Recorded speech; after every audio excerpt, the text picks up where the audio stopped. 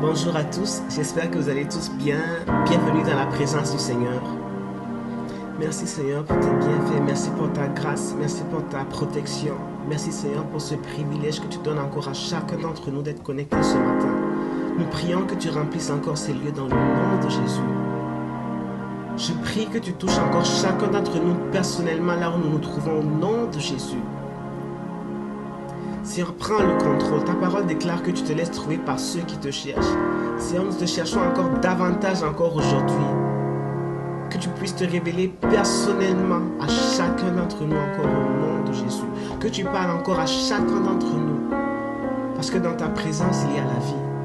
Quand tu parles, la chose existe. Merci Seigneur pour ta présence dans la vie de chacun d'entre nous. Remplis ce lieu. Père, nous t'invitons. Prends le contrôle. Amen. Je vais t'inviter à te sentir libre, à fermer la porte, fermer la fenêtre et à danser pour le Seigneur, pour tout ce qu'il a fait pour toi. Amen. Pour tout ce qu'il est pour toi. Amen.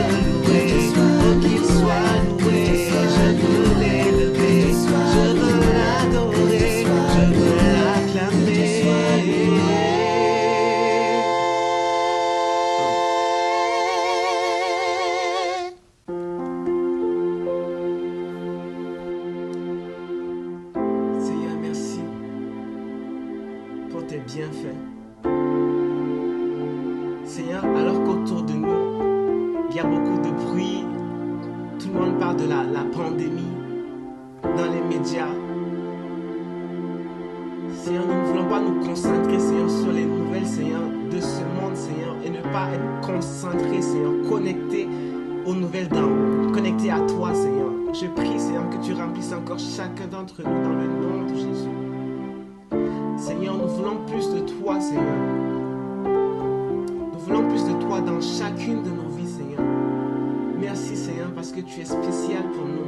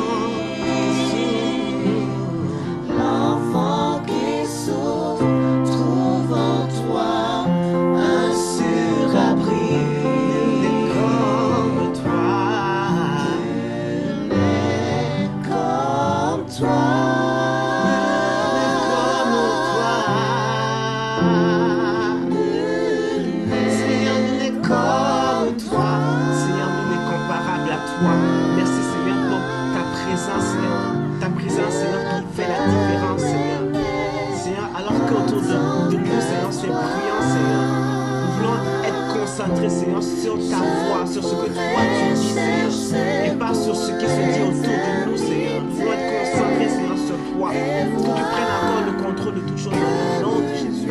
Sature encore l'atmosphère dans le nom de Jésus. Donne-nous de nous rapprocher encore de toi, de ta présence dans le nom de Jésus.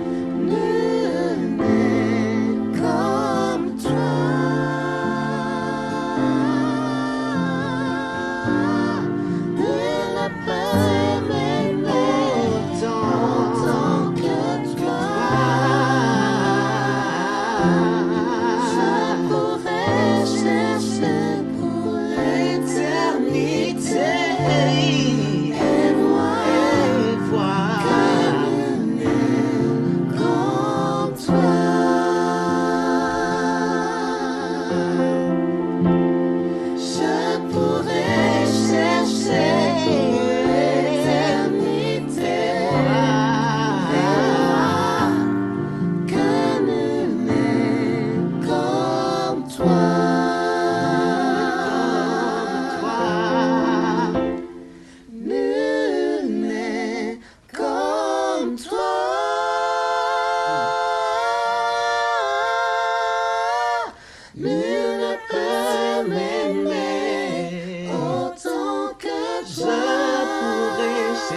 chercher. Je pourrais chercher pour l'éternité et voir que nul n'est comme toi.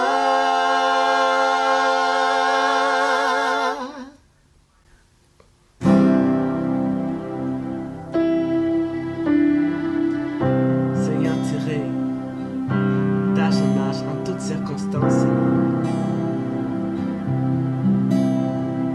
Nous nous appuyons, Seigneur, sur toi, Seigneur. Nous reconnaissons que nous avons besoin de toi. Merci, Seigneur, pour ta présence. Merci, Seigneur, pour ta vie. Merci, Seigneur, pour tout ce que tu es pour chacun d'entre nous, Seigneur. Quand nous sommes malades, Seigneur, tu te révèles à nous, Seigneur. Comme Rapha, Seigneur. Quand autour de nous, Seigneur, il y a la tempête, Seigneur, tu te révèles à nous, Seigneur, comme Shalom, Seigneur. Seigneur, tu pourvois, Seigneur, pour chacun d'entre nous, Seigneur. Seigneur, tu es Dieu en toutes circonstances, Seigneur. Et nous t'adorons, Seigneur, parce que tu es Dieu. Et que tu es vrai.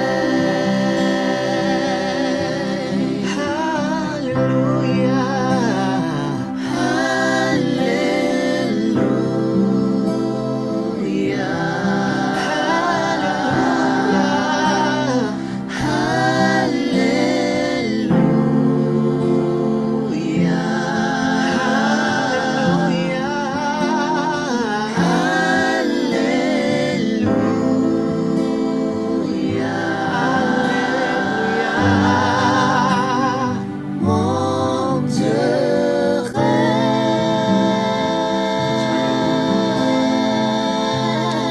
Dieu règne. Là où tu te trouves, je veux juste t'inviter à élever ta voix, à ne pas rester silencieux. Parce qu'il y a de la force dans ce que tu dis. La vie et la mort sont au pouvoir de la langue. Je vais t'inviter à ne pas te taire, à élever ta voix, à parler à ton Dieu, à tout simplement lui dire ce qu'il est pour toi. À l'adorer pour ce qu'il est et pas pour ce qu'il fait. En toutes circonstances. Que tout aille bien ou que tout aille mal, il est Dieu et il demeure le même. Paul et Silas étaient en prison.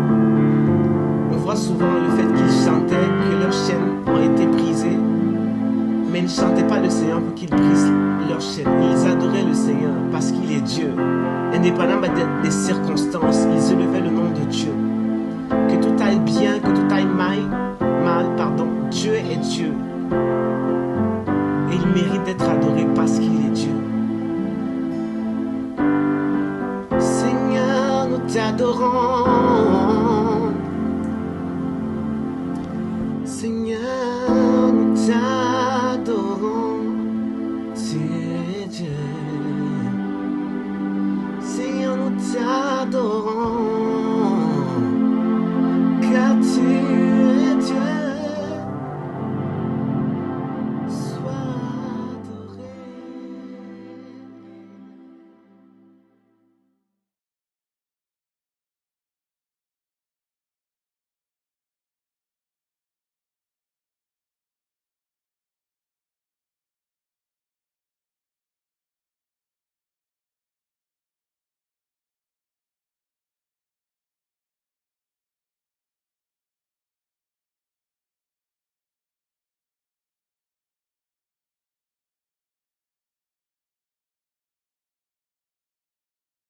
Alléluia, alléluia.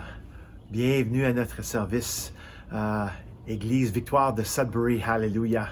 On vous souhaite la bienvenue et on continue ce matin sur ma série qui s'intitulait « Vivre parmi les vivants morts ou les morts vivants ». Quand je regardais à la douceur et le contrôle de soi aujourd'hui, les deux dernières sur la liste des fruits, mais chaque chose sont les derniers sur la liste, ça ne veut pas dire sont les intérieurs. Alléluia. Ils sont tous également puissants.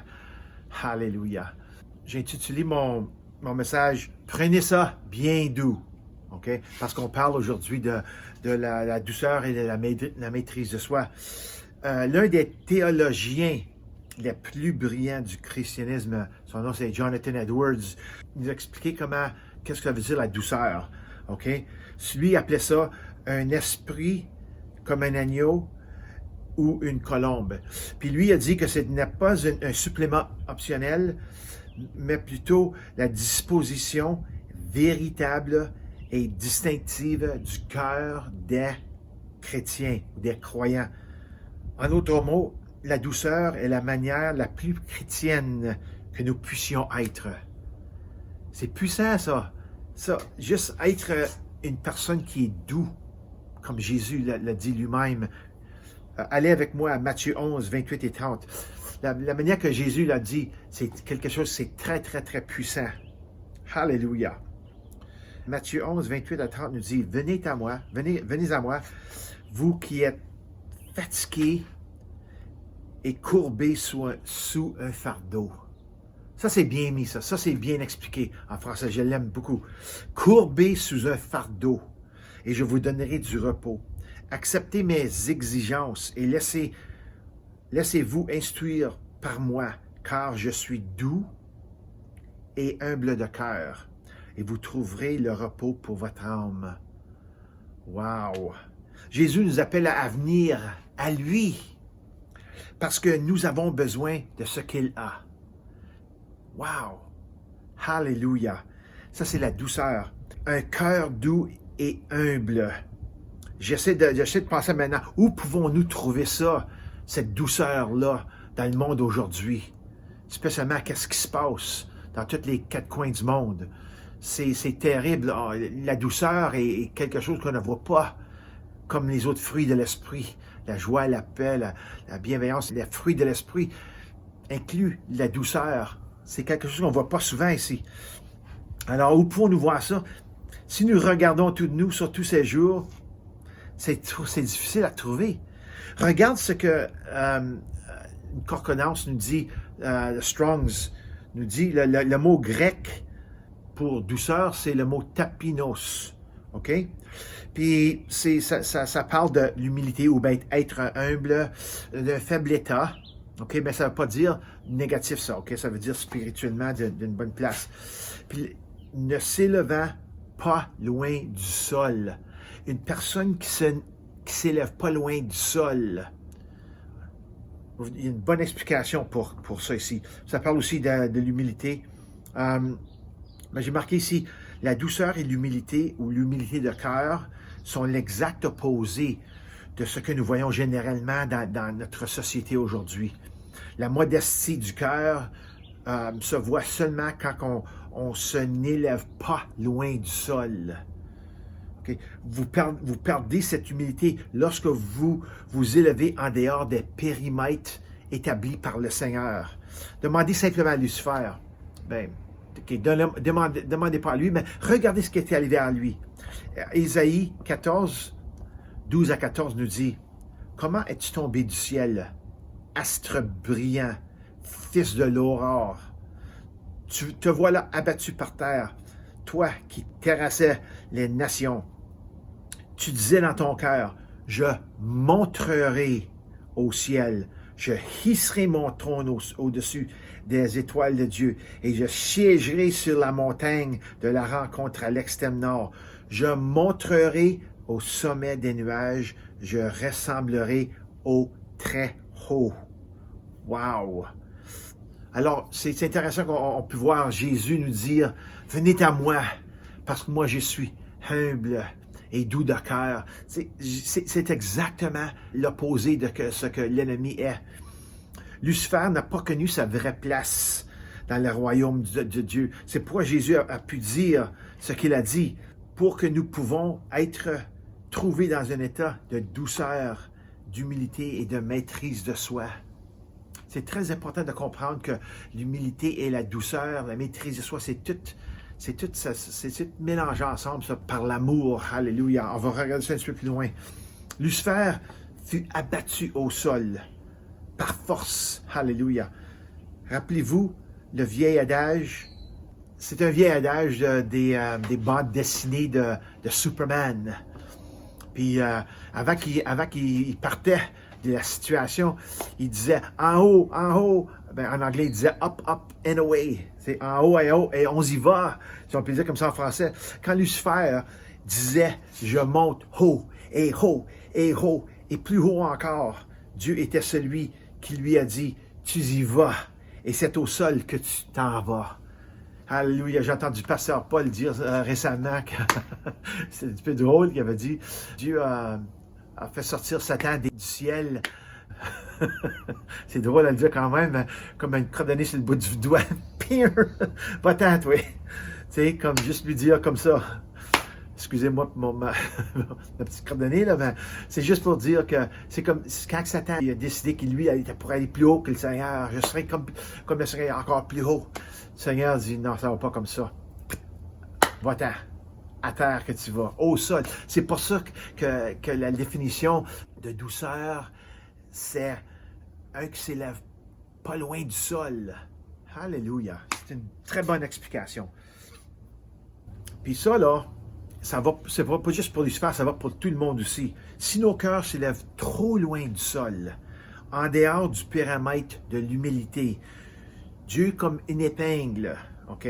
Dieu comme une épingle fera exploser notre ballon d'orgueil à air chaud et c'est en bas que nous irons.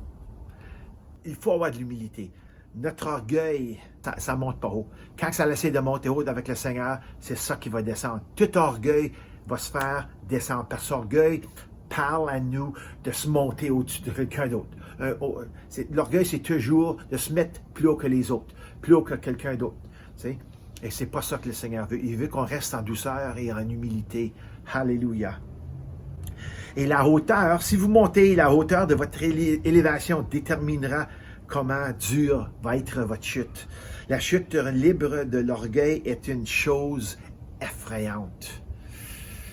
Wow, je le sais moi parce que je n'avais de ça. Puis le Seigneur m'a humilié. Puis quand tu te fais humilier par le Seigneur, c'est un petit peu embarrassant, tu sais. Tu as la tête basse, là, des fois. Mais le Seigneur veut toujours t'élever ta tête et dit, c'est correct. Mais garde-toi. Garde ton périmètre bas ici, là. Garde-toi proche du sol. C'est Dieu qui élève l'homme. Savez-vous ça?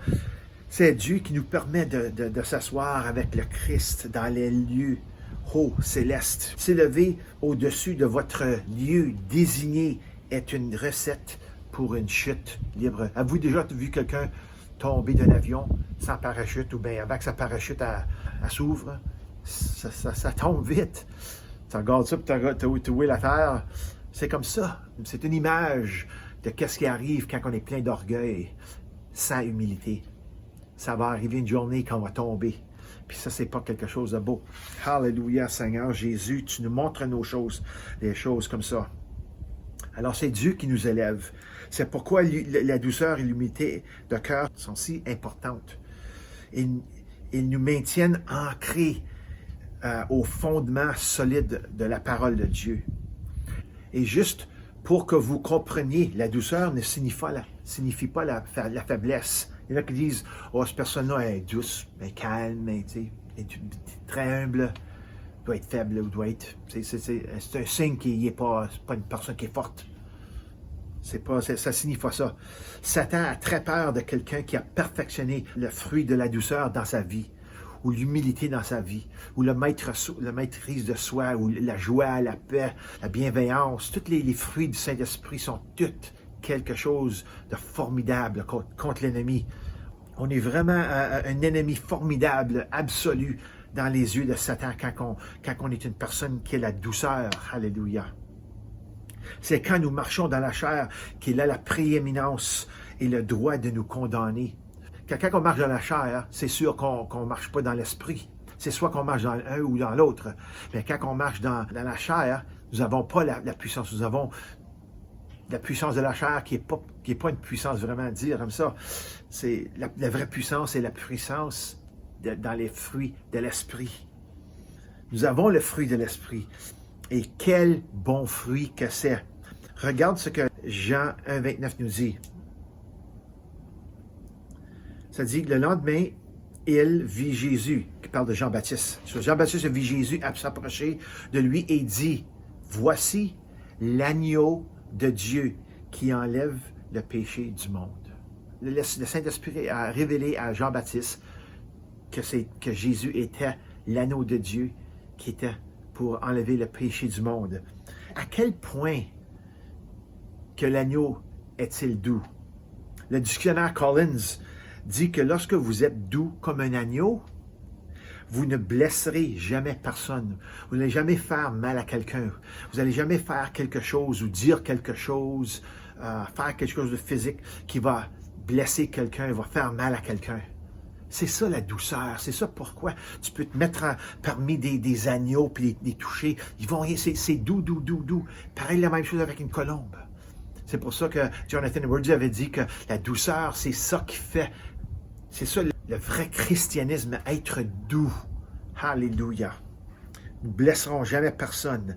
Jésus n'est pas venu dans ce monde pour blesser ou condamner les gens. Il était gentil et compatissant et extrêmement doux. Lorsque son Père céleste et le nôtre, son Père Abba, c'est notre Père Abba aussi, est défini comme amour, nous pouvons comprendre que Jésus, son Fils unique, étant pleinement obéissant à son Père, Abba, ferait preuve de douceur. Et on le voit, il dit lui-même, il dit, « Venez à moi, je suis doux et humble de cœur. » Alléluia. Tout ce qui est bon découle de l'amour. Tout ce qui est bon. Le premier fruit de l'amour, de l'esprit est l'amour. Et les 8 autres ont toutes le même ADN. Savez-vous ça? C'est comme ça, moi, je le regarde. Si on regarde à l'amour et les fruits de l'esprit, c'est l'ADN de l'amour qui est dans tous les autres fruits. OK? Donc, il y a de l'amour dans la joie. Il y a de l'amour dans la paix. Il y a de l'amour dans la patience. Il y a de l'amour dans la gentillesse, dans la fidélité, dans la douceur, la maîtrise de soi, dans la bonté. Alléluia. Toute bonne chose fonctionne par l'amour. C'est bon. Alléluia. La parole de Dieu est vraiment bonne. Et tout cela, tous ces fruits, est-ce qu'il faut pour démontrer à ce monde ou à notre environnement qui est après s'effondrer. OK? Chaque système mondial est en train de se faire ébranler dans ce monde-ci. La seule santé mentale disponible est le fruit de l'Esprit de Dieu. Alléluia. Le fruit de l'Esprit de Dieu est la seule santé mentale qui est disponible pour faire du bon dans ce monde-ci. Nous avons l'antidote à tout ce qui se passe dans ce monde-ci. Nous avons le vaccin contre les maladies de ce monde. Nous avons le remède contre le péché et son nom, dis-le avec moi, Jésus est le remède. Alléluia. Jésus est le vaccin. Jésus est l'antidote de tout problème, toute maladie, toute chose qui n'est pas bon. Alléluia. Et notre Jésus ne peut pas être secoué. Satan a essayé et il a perdu terriblement et complètement. Vous voyez, Satan pensait qu'il avait Jésus comme qu'il mourait sur la croix. Comme il absorbait tous les péchés, la maladie et la mort dans tout son être. Savez-vous que quand Jésus est mort sur la croix, il a imbibé tous les péchés du monde, toutes les maladies, toutes les choses qui ont sorti de Satan, OK? Tous les péchés. Il a tout absorbé ça en lui. OK? Et après ça, il a finalement donné sa vie à Dieu. C'est pas le diable qui a tué. C'est Jésus même qui a donné sa vie à Dieu avec le cœur brisé, en absorbant tous les péchés, toutes les maladies, tout ce qui était dans la mortalité. Tout ça, il a absorbé ça. C'est ça qui a brisé son cœur. Son cœur, il n'a pas pu endurer ça. Alors, c'est lui qui a donné sa vie. Il dit, Seigneur, je te donne ma vie, prends ma vie. C'est là où c'est pas l'ennemi qui l'a tué. Mais quand c'est arrivé, ça, l'enfer s'est réjoui. Tu sais, l'enfer pensait qu'il l'avait. L'enfer pensait qu'il y avait Jésus. Alléluia, c'est ça qu'il pensait. Mais cela a été une courte durée. Laisse-moi vous dire qu'est-ce qui s'est passé ensuite. Allez avec moi dans votre Bible. J'espère que vous avez votre Bible avec vous ce matin. soit que c'est un iPad comme que j'ai ici, ou bien un téléphone, ou bien un ordinateur, ou même une Bible ancienne avec du papier, avec des pages. Alléluia. Regarde ce que ça dit en Matthieu 27, 51 à 54. Jésus vient juste de mourir. Et voici que le voile du temple se déchira en deux depuis le haut jusqu'en bas. La terre trembla, les rochers se fendirent, les tombeaux s'ouvrirent, et les corps de plusieurs saints qui étaient morts ressuscitèrent. Étant sortis des tombes, ils entrèrent dans la ville sainte après la résurrection de Jésus et apparurent à un grand nombre de personnes. À la vue du tremblement de terre et de ce qui venait d'arriver, l'officier romain et ceux qui étaient avec lui pour garder Jésus furent saisis de grande frayeur et disent, « Cet homme était vraiment le Fils de Dieu. » Pensez ce que je viens de lire là, pour une seconde. OK? Le troisième jour, l'amour l'a ressuscité. Aussitôt que Jésus est mort, il y a un tremblement de terre. Les nuages il y avait des gros nuages, des éclairs. C'était un grand désordre de qu'est-ce qu'on voit. Les tremblements de terre, la voile était fendue du haut en bas. Toutes sortes de choses le monde commençait à être effrayé. Alors, c'était vraiment quelque chose. Puis ça, c'est qu'est-ce qui arrive quand quelqu'un est plein du fruit de l'esprit qui opère dans sa vie. Jusqu'à ce moment-là, Jésus opérait dans le fruit de l'esprit. Il continue encore aujourd'hui, toujours comme ça. Mais c'est pour dire que même jusqu'à la dernière seconde, il pardonnait. Quand les autres ils se moquaient de lui, pardonnez Seigneur parce qu'ils ne savent pas qu'est-ce qu'ils disent. C'est jusqu'à sa mort, ça. Wow, c'est puissant ça. Ça, c'était des fruits de l'esprit. Maintenant, je veux dire que ça comme ça ici. Mais le troisième jour, l'amour l'a ressuscité. La joie l'a ressuscité. La paix l'a ressuscité. La patience, la gentillesse, la bonté, la fidélité, la douceur et la maîtrise de soi ont ressuscité Jésus. Le fruit entier du Saint-Esprit est la puissance de la résurrection. La puissance de Dieu est son caractère. Savez-vous ça? Parce que la Bible a dit, dans 1 Jean 4, 8, dit que Dieu est amour. Si le ADN de Dieu est amour, c'est sa puissance. Alléluia. C'est pourquoi nous devons y marcher. Marcher dans l'esprit, c'est marcher dans le fruit de l'esprit. Alléluia. Marcher dans l'esprit de Dieu est simplement d'être un chrétien pratique dans la vie de tous les jours. C'est pratique et c'est spirituel en même temps parce que ça vient de l'esprit de Dieu. Okay? C'est le caractère de Dieu qui travaille en nous. La joie, la paix, puis tous les fruits de l'esprit, la maîtrise de soi et la douceur ici, comme qu'on parle. C'est sûr que c'est spirituel, mais c'est aussi quelque chose qu'on fait pratiquement envers les autres. Être doux envers quelqu'un, avoir la bonté et la gentillesse en quelqu'un, que le monde voit en nous la paix de Dieu. Ça se démontre physiquement, ça. OK? Ça se montre tout physiquement. Être doux envers les autres est une grande partie de notre marche spirituelle. Ils sont tous extrêmement importants car chacun est une clé dans la constitution de tout. OK? Tu peux pas avoir, c'est pas avoir juste 7 ou 8 fruits ou 5 ou 6 fruits dans ta vie que tu t'es. Il faut avoir tout pour être le chrétien complet. C'est comme un chef ou un boulanger. Quand ils font des recettes, s'ils ne mettent pas tous les ingrédients qui est supposé être dans la recette, le résultat ne serait pas bon. Tu sais, un boulanger qui veut faire du pain, disons un pain blanc, puis il oublie de mettre de la levure. Le résultat ne sera pas un bon pain, ça va être un pain plat. Ça va être un pain dur, un pain plat. Ce ne sera pas un bon pain gonflé, là, tu sais. Il y a une différence. Ça prend tous les ingrédients. C'est la même chose en Christ. Les 9 fruits font un croyant entier, un croyant éprouvé, avec tout le caractère du Père. C'est ce qui vous permet de vous élever au-dessus de la cochonnerie de ce monde. Puis je le dis comme ça, c'est un petit peu abrupt, là, un petit peu sec, mais qu'est-ce qui se passe dans le monde? C'est vraiment de la cochonnerie. C'est ça qu'on a besoin. On a besoin des fruits pour s'élever de tous ces déchets-là. C'est la matière dont la résurrection est faite. C'est ça la résurrection qui nous aide à monter dans la place désignée par Dieu.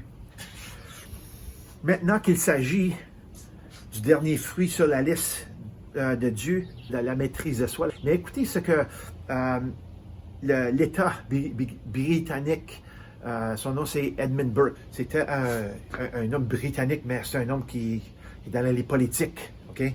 Il était un homme d'État, on dit. Les hommes sont qualifiés pour la liberté civile en proportion exacte de leur disposition à mettre des chaînes murales ou un contrôle, de soi, sur leur propre appétit ou leur propre passion. La société ne peut exister à moins qu'un pouvoir de contrôle de soi sur la volonté et l'appétit soit placé quelque part, et le moins qu'il y en a à l'intérieur ou un contrôle à l'intérieur, plus qu'il y en a à l'extérieur, ou plus de manque de contrôle qu'il y a à l'extérieur. Et la dernière phrase, il dit ici, c'est puissant. Il est ordonné dans la constitution éternelle des choses. En d'autres mots, c'est la chose que Dieu a établie dans le monde, dans la constitution des choses éternelles, que les hommes aux esprits intempestifs ne peuvent pas être des personnes libres. Leur manque de contrôle de soi forge leur chaîne. Il nous dit que quand on est sans contrôle, on est enchaîné. Puis Dieu veut qu'on brise toutes les chaînes. Alors, on a besoin d'un contrôle de soi. Quand on a un contrôle de soi, on devient une personne qui peut vivre dans la société sans être une personne qui va être un danger à un autre. C'est ça il y a ça qu'il essaie de dire ici. C'est puissant, ça. Le contrôle de soi dans notre vie, dans tout aspect de notre vie, c'est quelque chose qui est très, très, très puissant. Alors, la maîtrise de soi, la tempérance est le fruit qui vous permet de rester libre. Parce que quand vous êtes sans contrôle, vous êtes lié, vous êtes enchaîné. Alors, le contrôle de soi, c'est ça qui nous aide à rester libre. Il brise les chaînes de passion incontrôlée. La passion par nature est une bonne chose tant que vous êtes passionné par quelque chose qui est bon et bénéfique pour les autres. Alors, si on pourrait avoir des passions ou si on pourrait être passionné pour quelque chose, que cette passion, que cet appétit soit pour le bon et pour quelqu'un d'autre. Mais même ça, il faut que ça soit contrôlé. Tout faut que ce soit contrôlé. Tout comme la langue. La langue, c'est une langue sans contrôle ne vient pas de l'Esprit de Dieu. Alors, il faut contrôler notre langue. Dans le monde aujourd'hui, en particulier dans le monde occidental, dans le nord de l'Amérique on appelle ça dans l'Ouest, nous voyons beaucoup de passion dans les matchs de soccer, dans les matchs de football, dans les matchs de hockey, dans les matchs de baseball, n'importe quel sport que tu peux mentionner qui sont assez populaires. Il y a des grandes passions pour ça. Il y a des mascottes d'équipe et puis le monde peinture de toutes sortes de couleurs. C'est tout cela, c'est à cause de la passion pour le sport. Regardez à la foule et vous verrez l'image. Quand vous voyez la foule dans les stades là, qui sont toutes là sans chemise puis peinture, là, les lettres, puis ils disent les Canadiens ou les Leafs de Toronto, peu importe de quel groupe que c'est, là. Il y en a qui sont passionnés, puis ça a toutes sortes de... Wow! Je parle de la passion. Je vais vous dire quelque chose. La Coupe de Stanley, cette année, ça s'en vient proche. Puis je ne sais pas qui va la gagner, mais je vous garantis, celui qui gagne, celui qui perd, les deux villes, il va y avoir des émeutes, il va y avoir toutes sortes de sauces sans contrôle. Même quand ils gagnent la Coupe Stanley, ils virent des automobiles, du feu, ils commencent du feu partout. Ils utilisent ça pour se mettre hors de contrôle. Alors, c'est juste, vous voyez ce que je veux dire ici, là. Tout est bon et amusant jusqu'à ce que quelqu'un dépasse les limites de la maîtrise de soi. Et il y en a tellement aujourd'hui. Les gens incapables de se retenir dans leur passion, disons, même pour la bonne nourriture, de trop manger. Tu sais. Avoir un contrôle de soi, c'est très important. On se demande des fois pourquoi le monde... quand même ma bédaine aussi, là, moi, là, de temps en temps. On se demande pourquoi que le monde sont si gros, si grands, si gras. Bien, souvent, c'est un manque de contrôle de soi, de manger. Je ne suis pas ici pour condamner, c'est la vérité. OK? Les gens incapables de contrer le désir dans leur vie, les passions se transforment en obsession et maintenant, nous avons l'incontrôlable dans notre société. On est lié, on devient lié quand on est sans contrôle. On est lié, on pense qu'on est libre. Hey gars, je suis en contrôle, personne ne me contrôle, oui. Mais en faisant ça, tu deviens lié. Tu deviens sans contrôle, tu deviens lié. OK? Mais je veux vous dire quelque chose. Chrétiens, nous avons le Saint-Esprit. Il est notre maîtrise de soi. C'est lui qui nous délivre des chaînes d'une personne sans contrôle. Et cela peut arriver à n'importe qui a une passion. Êtes-vous passionné à propos de quelque chose aujourd'hui? Ça peut être n'importe quoi. OK? Il faut savoir quand c'est assez. Alléluia. OK? Et je crois que la plupart d'entre nous, sinon tous, avons une sorte de passion pour quelque chose. Cela pourrait être un sport, de la nourriture, du tricot, de la pêche, ou peu importe. Tu sais. Mais en toute chose, il doit y avoir un ingrédient appelé maîtrise de soi. Sinon, il y a toujours la possibilité pour l'excès. Toutes ces choses hors de contrôle que nous voyons aujourd'hui dans les révoltes et les manifestations est exactement ce que l'ennemi veut voir. De sorte que la société se déstabilise et s'effondre par rapport à son manque, de contrôle, à son intention. Tu sais, le Seigneur, la civilisation a une raison pour aller, elle a un destin, OK? Si c'est au commencement, disons, le Canada et les États-Unis, on a bien commencé, on était sous la parole de Dieu, on avait l'intention de suivre Dieu. Mais après le temps, on a arrêté. Puis on est maintenant dans des situations où notre société ne regarde pas à Dieu, OK? Ne crie pas à Dieu. Et quand on est dans une situation comme ça, on perd l'intention. Puis après ça, on rentre dans des situations incontrôlables. Puis notre société commence à s'effondrer et déstabiliser, et commence à tomber à terre. C'est ça qu'on est après expérimenter maintenant. OK? L'intention des États-Unis et du Canada et de l'Angleterre, c'était pas d'être comme ça, c'était pour Dieu. OK? Mais nous avons été appelés à vivre paisiblement dans ce pays et dans le pays au sud de notre frontière, quand je parle des États-Unis. Comme croyants, nous devons montrer à ce monde, ce qu'est la vie au pays de la liberté.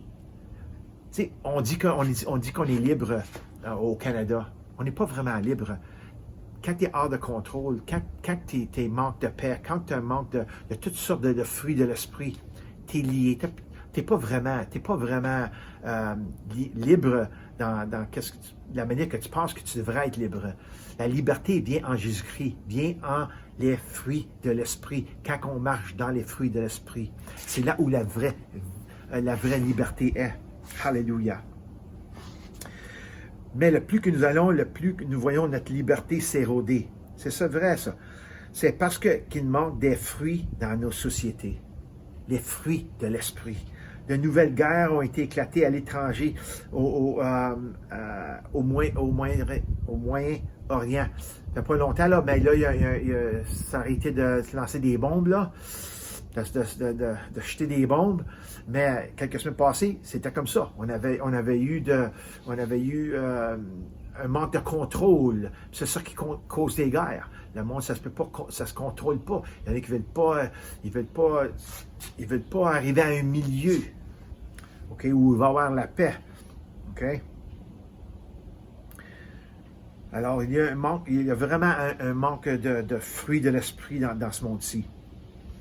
Mais je veux vous dire quelque chose, que Jésus s'en vient et nous devons être dans le commerce des fruits. Alléluia. Nous devons être dans le commerce des fruits. Chaque jour, le Saint-Esprit peut venir chez vous avec un transport rempli de fruits. OK? Rempli de ses fruits. Et ce sont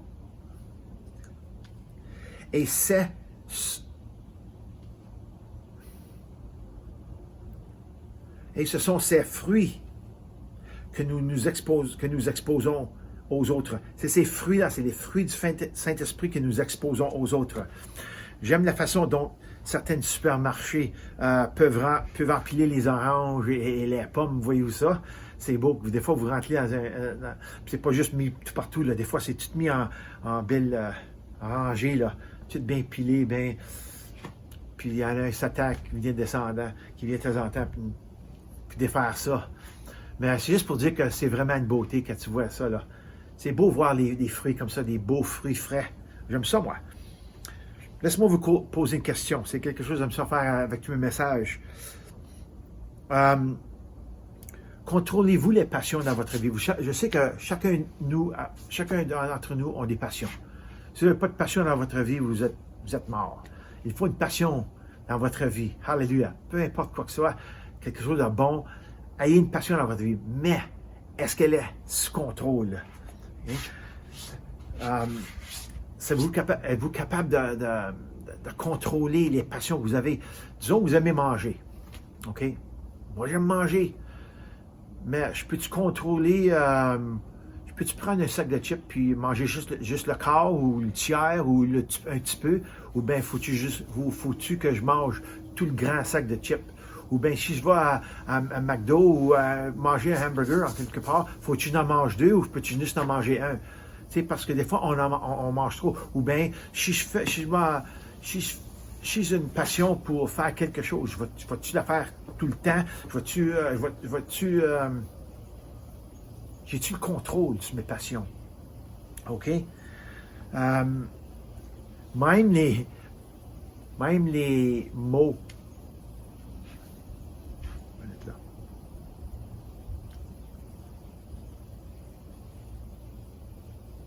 I'm going to say that.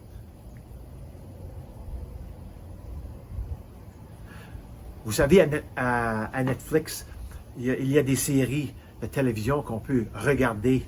Puis en anglais, on appelle ça du binge watching, ou bien c'est d'en avoir un après l'autre. Tu vois, tu regardes une émission après l'autre, après l'autre, après l'autre. Puis des fois, quand tu regardes quelque chose comme ça, ça peut être très intéressant. Oh, qu'est-ce qui va arriver la prochaine émission? Et il y a du monde qui sont pris là-dedans, une série après une autre, ils n'ont plus de contrôle à la télévision. Ça, c'est une autre chose. Et puis, quand ça arrive à votre langue, est-ce qu'on a de la contrôle sur notre langue? Moi, j'appelle ça, il y a une maîtrise de soi, il y a une maîtrise de ça, il y a une maîtrise de soi pour ça. Ça s'appelle monte ta langue. Si c'est vous, demandez au Saint-Esprit de vous remplir de toute sa bonté, de tout son fruit. Et c'est là que vous trouverez la liberté dont vous avez besoin pour vivre cette vie dans la maîtrise de soi. Alléluia. Vous voyez, la maîtrise de soi en action est une belle chose à regarder. C'est l'Esprit de Dieu qui démontre au monde autour de vous que c'est lui qui dirige votre vie. Quand je parle là, pour montrer au monde, je ne parle pas de montrer. Vous savez que vous devez savoir que je ne parle pas à tout le monde alentour de la terre. Non, vous avez un monde alentour de vous que vous avez toujours un moment ou un autre que vous pouvez changer. soit que c'est un membre de famille, un ami, un voisin. Ça, c'est votre monde. Alors, le monde autour de vous a besoin de voir ces fruits ici. OK?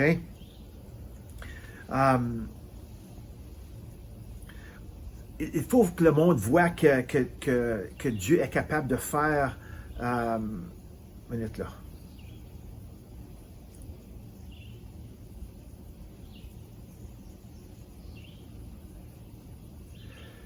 C'est l'Esprit de Dieu qui démontre au monde autour de vous que c'est lui qui dirige votre vie.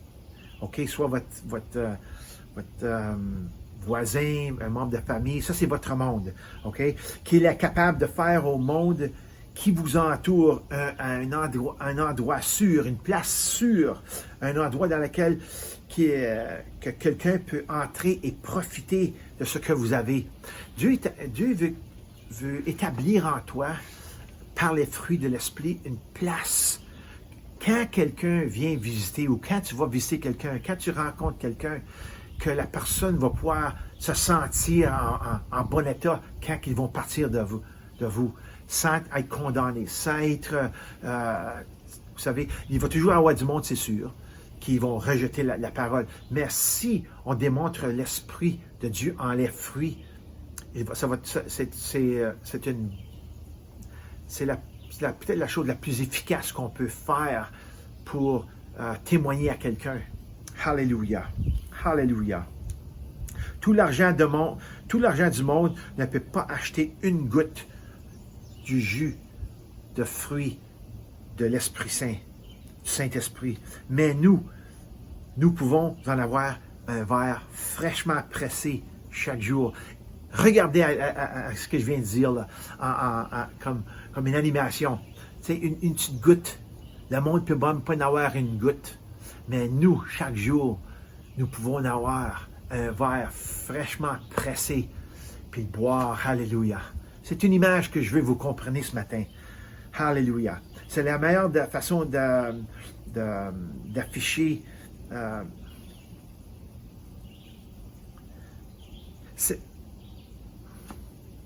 ça va être le seul que je vais dire ici, là.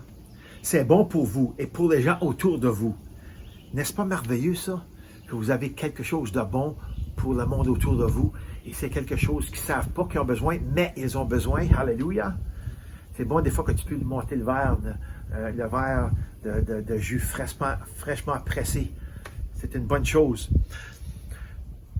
Alors, comme je termine ce matin, je crois qu'il est plus important que jamais que nous lancions dans le fruit des marchés.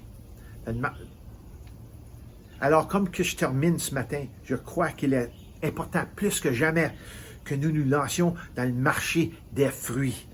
C'est la meilleure façon d'afficher et de démontrer qui nous sommes et à qui nous appartenons.